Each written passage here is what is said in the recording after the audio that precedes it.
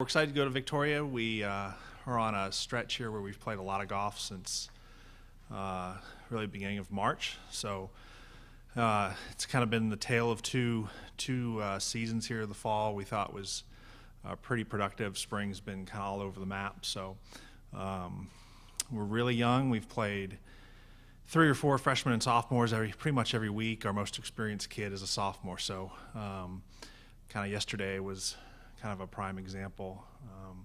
At Purdue, played unbelievable yesterday, but was hard to recover from how poorly we played the first round. So our highs are really good, and our lows have been not so good. So it's been fun to be with all these young guys, and we should have a good week, so we're really looking forward to it.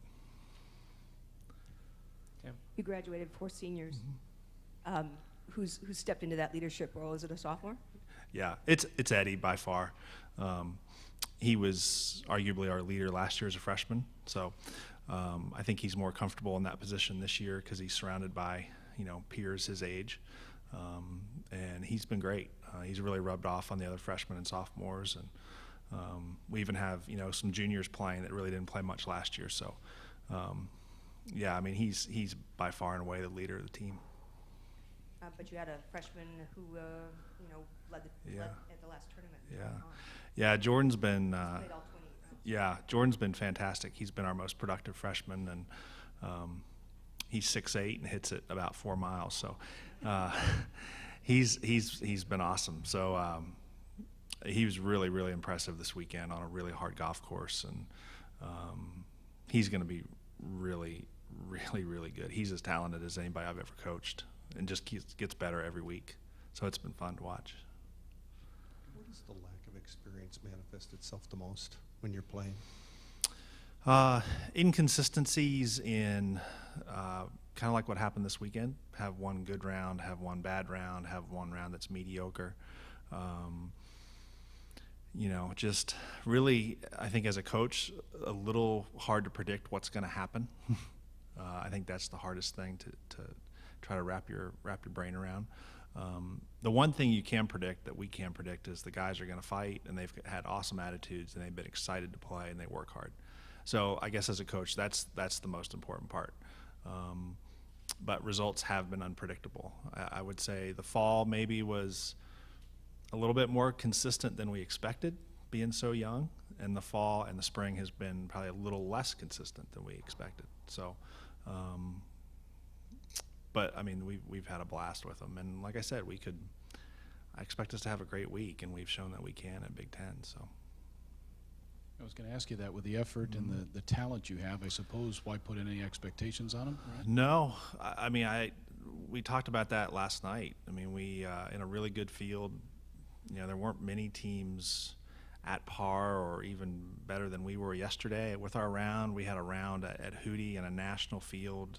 It was 3rd or 4th best. I mean, with teams that have a shot to win a national championship. I mean, so every week we've had a round, or kind of this week it was 27 holes. It was half an event where just looked awesome. Yesterday was so much fun to watch. So we just, it's a learning curve for them to figure out that, consistency. You don't have to be great all the time, but you've got to be consistent. That's the key. So. You mentioned playing the last 4 tournaments in a row, all weekends, four last weekends. Is that a new strategy that you put in place to try and build to the Big Ten Championship? Yeah, we just tried to do something different this year with starting later. So the kids seem to have liked it. It's going to be a little different next spring just based on what we're playing in. But we really didn't start playing until March, and I wanted to start and then just keep going and not start and stop and start and stop. So, looking back on the weather with what we've had here, it probably would have been okay this year because the weather's been so mild. So I think it's been good. We've played a ton of golf, and we have been, Portland and Charleston, and I mean, we've been all over the country in the last couple of weeks. So it's been good, and with a young team, I think it's been fantastic. So How have you fared against Big Ten competition? Yeah, I would say in the fall, we haven't seen a ton of Big Ten teams this spring. In the fall, fared pretty well. Played well at Erin Hills and clipped some Big Ten teams there. Played well at UCLA's event, the end of the fall, national event, clipped some Northwestern, some Big Ten teams there. So moved up yesterday and got another one. So, yeah, I mean, obviously Illinois is just,